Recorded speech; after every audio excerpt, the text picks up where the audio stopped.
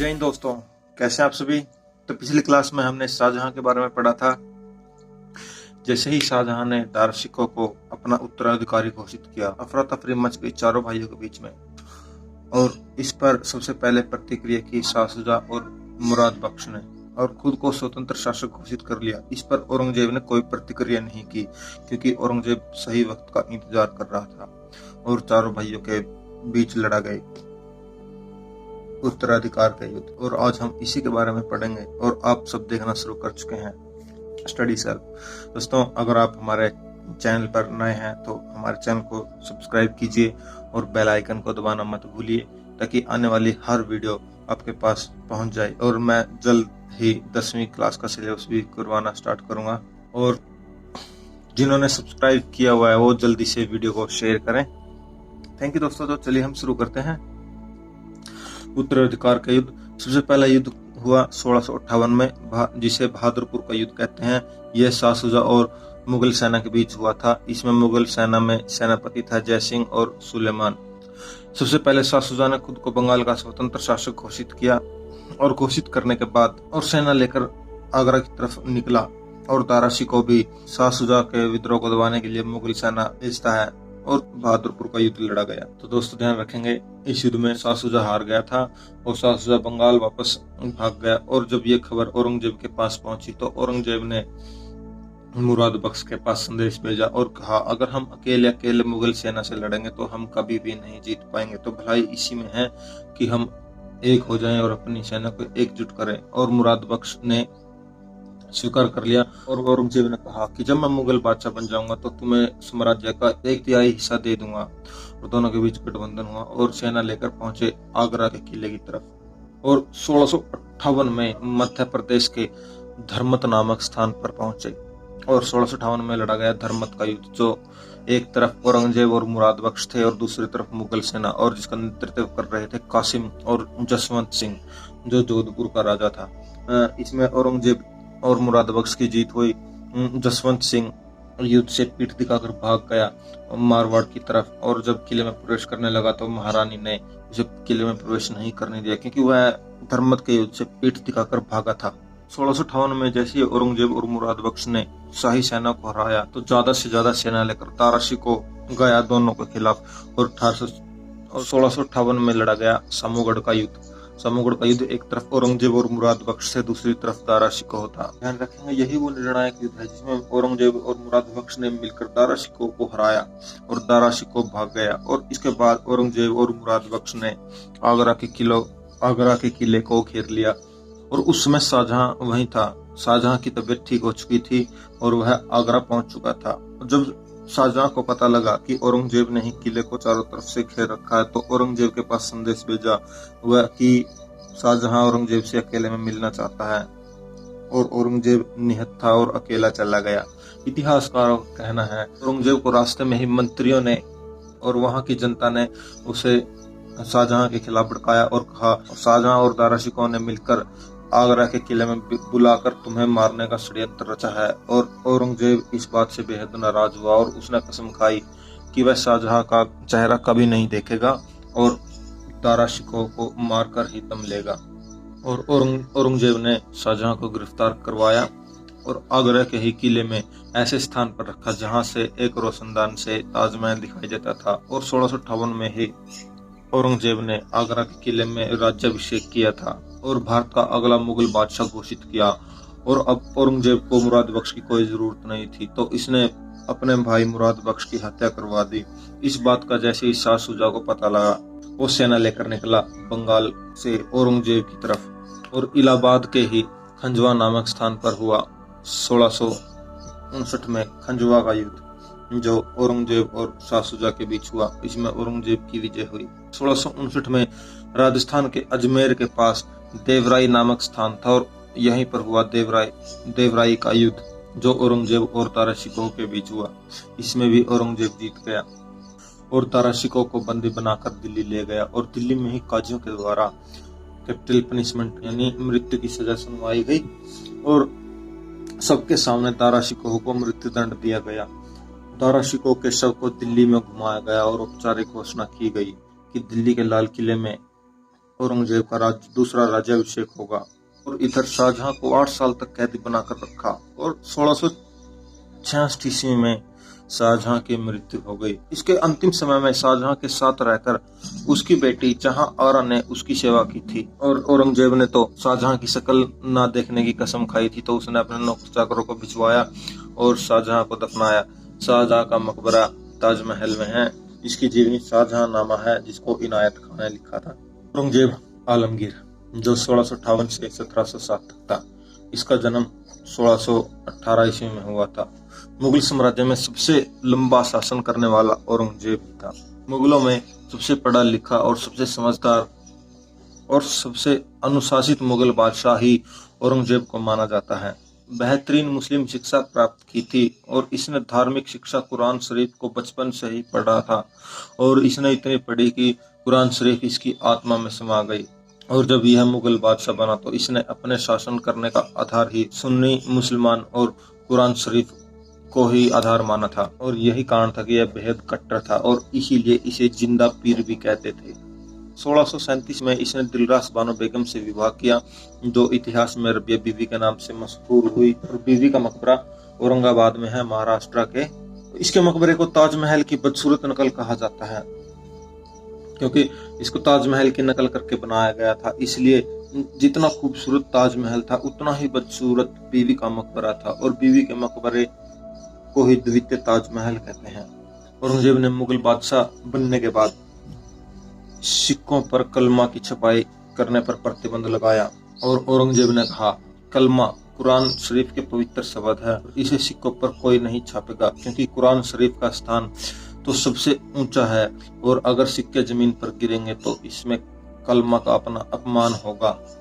और इसने तम्बाकू, शराब, जुआ पर प्रतिबंध लगाया और जुआ को खेलने की परमिशन जहांगीर ने दी थी और औरंगजेब ने आकर इसे बंद कर दिया, क्योंकि यह कट्टर मुसलमान था। तो इसने शियाओं के द्वारा मनाए जाने वाले शिया मुसलमानों के द्वारा मनाए जाने वाले त्योहार नवरोज और मुहर्रम पर भी प्रतिबंध लगाया। इसने 1662 ईस्वी में दास प्रथा पर प्रतिबंध लगाया। इसने 1663 ईस्वी में सती प्रथा पर प्रतिबंध लगाया और 1664 ईस्वी में तीर्थ यात्रा कर लगाया, जो अकबर के द्वारा हटवाया गया था और इसी कारण अकबर को महान कहा गया था। और दोस्तों ध्यान रखेंगे, जहां एक तरफ अपनी धार्मिक और कट्टर नीति चला रहा था औरंगजेब, वहीं दूसरी तरफ औरंगजेब के समकालीन दक्षिण भारत में एक राज्य का उदय हुआ, जो मुगलों से लोहा लेने के लिए हमेशा तैयार रहता था। और हम सब जानते हैं, अगर हम औरंगजेब की बात करें तो औरंगजेब से लोहा लेने के लिए दो ही समुदाय थे, एक तो उत्तर भारत में सिख और दक्षिण भारत में मराठा साम्राज्य की स्थापना की छत्रपति शिवाजी महाराज ने। तो दोस्तों ध्यान रखेंगे, हम सब जानते हैं कि जब एक तरफ औरंगजेब अपनी कट्टर नीति उत्तर भारत में चला रहा था, वहीं दूसरी तरफ शिवाजी का उद्देश्य था कि मुगलों को ज्यादा से ज्यादा नुकसान पहुंचाए। और इसलिए 1664 ईस्वी में शिवाजी ने सूरत पर हमला किया, जिसे सूरत की लूट भी कहते हैं। और औरंगजेब का ध्यान आकर्षित हुआ और औरंगजेब ने अपने सेनापति जयसिंह को 1665 में भेजा और जयसिंह को कहा कि जाकर शिवाजी पर आक्रमण करिए और शिवाजी को लाकर मेरे दरबार में पेश कीजिए, मुझे शिवाजी से कुछ बात करनी है। जयसिंह ने शिवराज को संधि करने पर मजबूर कर दिया, जो 1665 में हुई, जिसे पुरंदर की संधि भी कहते हैं। पहला समझौता तो ये था कि जितने भी मुगल किलों पर अधिकार करके रखा है वह सब के सब औरंगजेब को वापस कर देगा। और दूसरा कि वह जयसिंह के साथ जाना होगा शिवाजी को औरंगजेब के दरबार में। और जयसिंह ने शिवाजी को औरंगजेब के दरबार में पेश किया और शिवाजी के साथ उसका बेटा संभाजी भी था और इन दोनों को दरबार में पेश किया गया। औरंगजेब ने शिवाजी को गिरफ्तार कर लिया और आगरा के जयपुर के भवन में ही दोनों को नजरबंद किया गया। और हमारे शिवाजी कहाँ रुकने वाले थे, लगभग 1.5 साल के बाद वहां से फरार हो गए। शिवाजी ने सूरत पर किया दोबारा आक्रमण, जिसे सूरत की दूसरी लूट भी कहते हैं।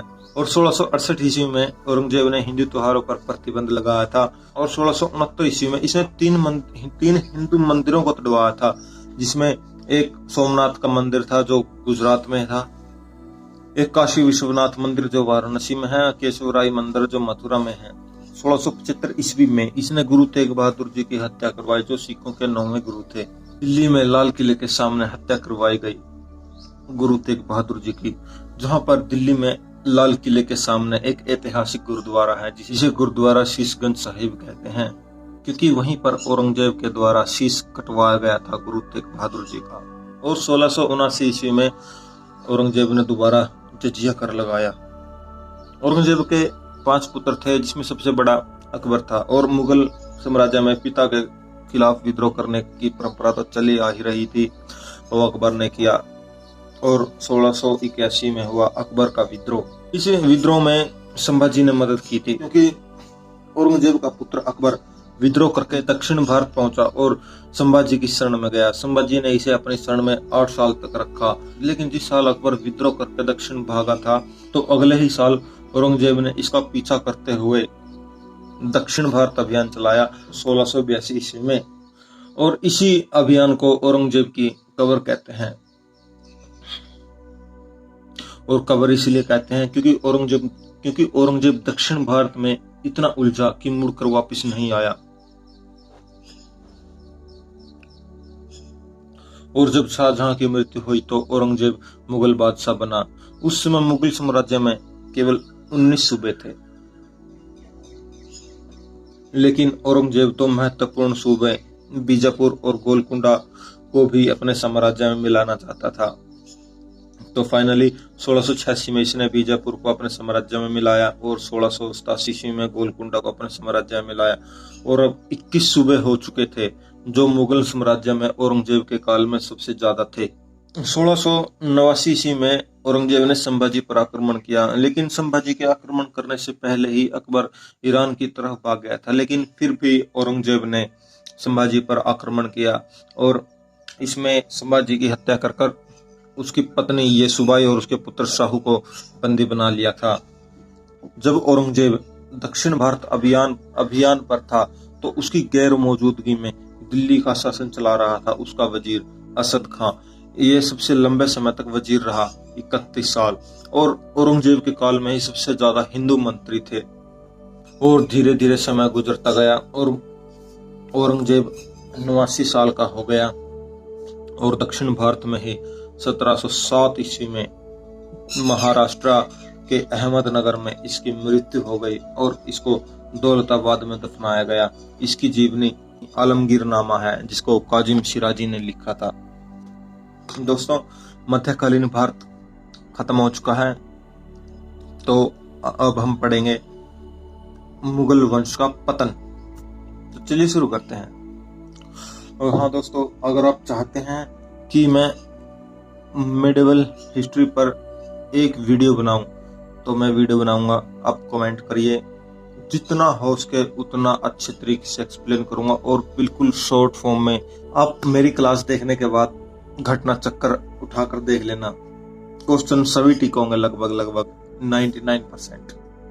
मुगलों का पतन, इसको हम पढ़ेंगे 1707 से लेकर 1857 तक। जब औरंगजेब मरा तो उसके 3 पुत्र ही जीवित बचे थे।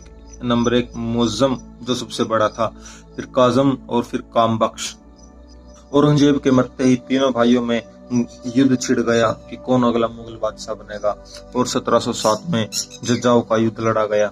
इस युद्ध में मुअज्जम ने आजम को मार दिया था और मुअज्जम बहादुर शाह प्रथम या शाह आलम प्रथम के नाम से अगला मुगल बादशाह बना, जो 1707 से 1712 तक था। और 1709 में कामबख्श को भी मरवा दिया। मुअज्जम सबसे ज्यादा आयु में बनने वाला बादशाह था। जब यह 65 साल का हुआ तो यह मुगल बादशाह बना, और इसीलिए इसे बूढ़ा बादशाह भी कहते हैं। ये बूढ़ा हो चुका था, इसीलिए इसे साम्राज्य की कोई खबर नहीं होती थी, इसलिए इसे साहिब बेखबर भी कहते थे। और 1707 में जब यह मुगल बादशाह बना तो इस पर दबाव आया मराठाओं का, क्योंकि मराठाओं का ही उत्तराधिकारी शाहू मुगलों की कैद में था और उन्होंने ही कहा था कि शाहू को आजाद कीजिए। और 1707 ईस्वी में ही शिवाजी का पोता और संभाजी का पुत्र शाहू छत्रपति शाहू महाराज के नाम से अगला मराठा राजा बना। और दोस्तों ध्यान रखेंगे, जैसे ही औरंगजेब 1707 में मरा, 1707 में ही सिखों के 10वें गुरु गोविंद सिंह की भी मृत्यु हो गई थी और उन्होंने गुरु पद को समाप्त कर दिया था। लेकिन कहा कि हमारी जो लड़ाई है मुगलों के खिलाफ वो जारी रहेगी और इस लड़ाई को जारी रखेगा मेरा एक ही महान सेवक, जिसको बंदा बहादुर कहा जाता है। इसीलिए ध्यान रखेंगे, जब औरंगजेब मरा तो मुगल बादशाह बना बहादुर शाह प्रथम, लेकिन मुगल के ही खिलाफ अभी भी संघर्ष कर रहा था बंदा सिंह बहादुर। और 1712 ईस्वी में बंदा बहादुर सिंह के खिलाफ पंजाब में ही बहादुर शाह प्रथम की मृत्यु हो गई थी। और इसकी मृत्यु के बाद बेटों में गृह युद्ध छिड़ गया और असद खां के बेटे जुल्फिकार की मदद से अगला मुगल बादशाह बना जहादर शाह। और ये असद खां वही है जो औरंगजेब का वजीर था। और जहादर शाह अगला मुगल बादशाह बना 1712 से 1713 ईस्वी लग। यही इतिहास में लंपट मूर्ख के नाम से जाना जाता है। और इसने मराठा शासकों को उपाधि देनी शुरू कर दी थी। इसने जयसिंह को मिर्जा सवाई की उपाधि दी और अजीत सिंह को महाराज की उपाधि दी। तो दोस्तों ध्यान रखेंगे, जहादर शाह की एक प्रेमिका हुआ करती थी दिल्ली में लाल कुंवर के नाम से, जो कि वेश्या थी, तवायफ थी। और इसने इसे शादी कर ली थी और शादी करके किले में ले आया और जितने भी इसके रिश्तेदार थे सबको मंत्री बना दिया और अपने दरबार में रखा। जब इसने ऐसा किया तो इसी बात की चिंता हुई सैयद बंधु को। सैयद बंधु मुगल दरबार में ही 2 मंत्री काम किया करते थे और जो दोनों भाई थे जो इतिहास में सैयद बंधु के नाम से मशहूर हुए हैं। बड़ा भाई अब्दुल खां था और छोटा भाई हुसैन अली खां। इन्होंने देखा अगर जहादर शाह ऐसे ही अपना शासन वेश्या के रिश्तेदारों से चलवाता रहेगा तो जल्द ही मुगल वंश का पतन हो जाएगा। इसलिए सैयद बंधुओं ने निर्णय लिया कि किसी न किसी तरीके से जहादर शाह को मरवाया जाए और एक काबिल व्यक्ति को मुगल बादशाह बनाया जाए। इसलिए 1713 ईस्वी में जहादर शाह की मृत्यु करवाई गई सैयद बंधु के द्वारा और इसके भतीजे फर्रुख शेर को अगला मुगल बादशाह बनाया, जो 1713 से लेकर 1719 तक रहा और इतिहास में इसे घृणित कायर कहते हैं। यह सैयद बंधुओं की मदद से सिंहासन पर बैठा था, इसलिए इसने खुश होकर सैयद बंधु को महत्वपूर्ण पद दे दिए थे। बड़े भाई अब्दुल खां को तो वजीर बना दिया और छोटे भाई हुसैन अली खां को मीर बख्शी बना दिया। मीर बख्शी का मतलब सेनापति। और कहने का मतलब यह है कि जरूरत से ज्यादा पावर दे दी गई सैयद बंधुओं को और जिसका खामियाजा भुगतना पड़ा फर्रुख शेर को। खामियाजा ये भुगतना पड़ा कि फर्रुख शेर नाम का ही मुगल बादशाह बनकर रह गया था, लेकिन प्रैक्टिकली रूप से शासन कर रहे थे सैयद बंधु।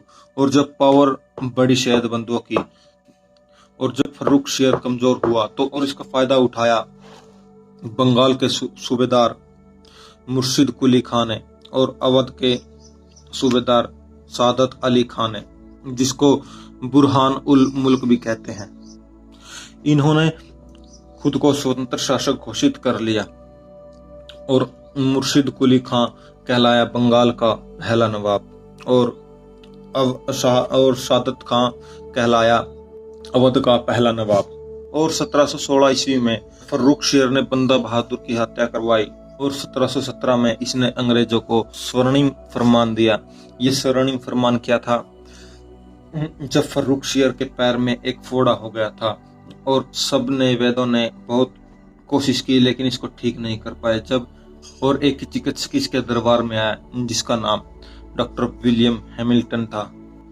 इसने फोड़े पर चीरा लगाया और पेट्रोलियम जेली लगाई और 3-4 दिन में ही ठीक हो गया मुगल बादशाह। और इसने खुशी खुशी में अंग्रेजों को एक अधिकार दे दिया जिसे स्वर्णिम फरमान कहते हैं और कहा बंगाल में आप कहीं भी व्यापार कीजिए, आपसे कोई भी कर नहीं लिया जाएगा।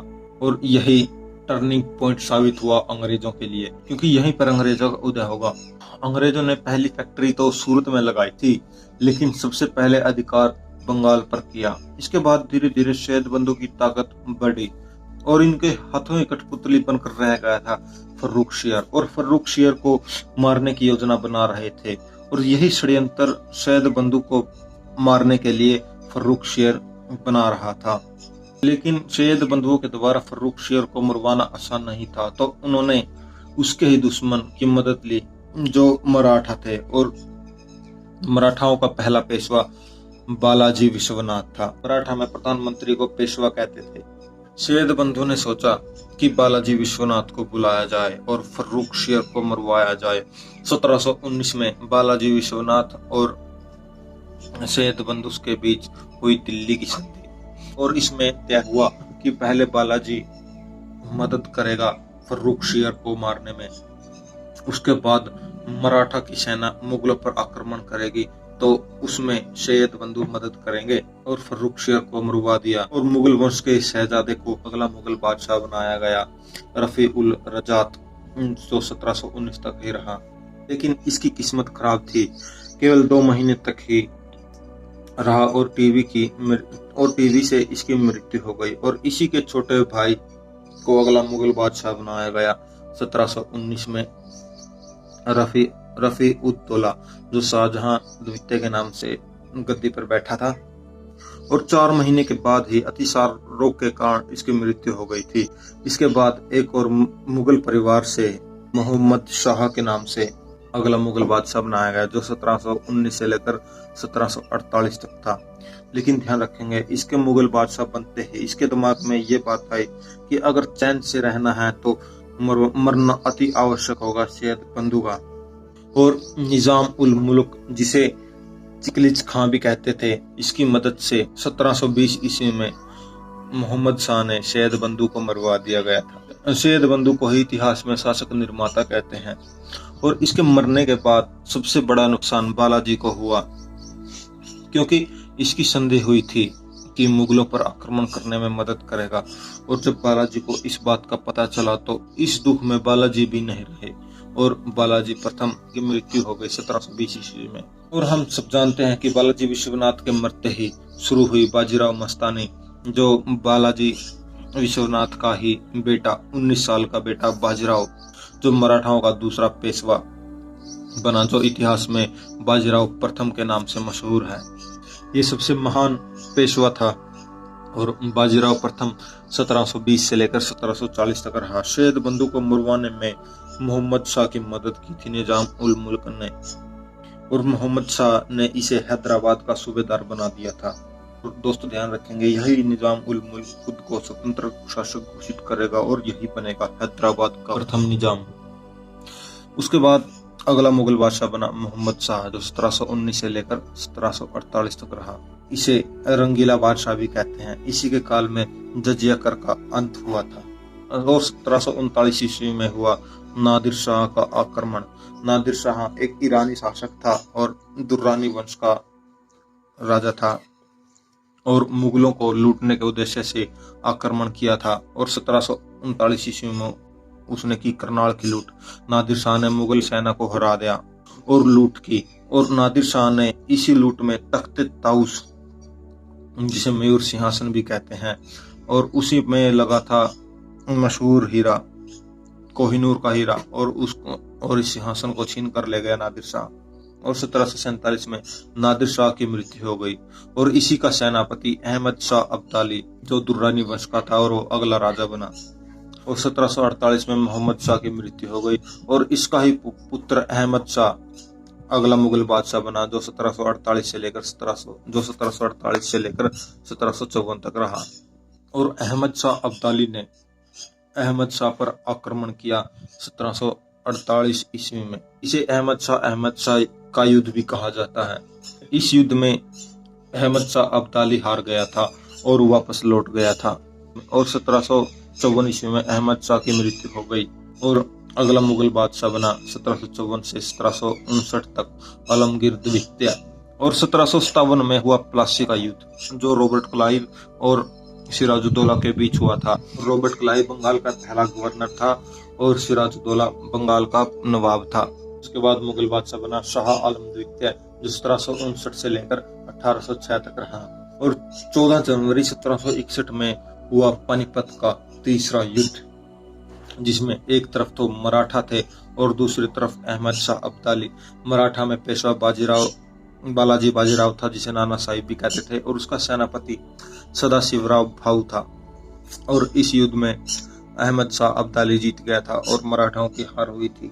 और कहते हैं इस युद्ध के बाद कभी भी अब्दाली वापस लौटकर नहीं आया। तो दोस्तों, पानीपत की जो मूवी है जिसमें संजय दत्त है, वो मूवी इसी पर बेस्ड है, आप जरूर देखना, अच्छी मूवी है।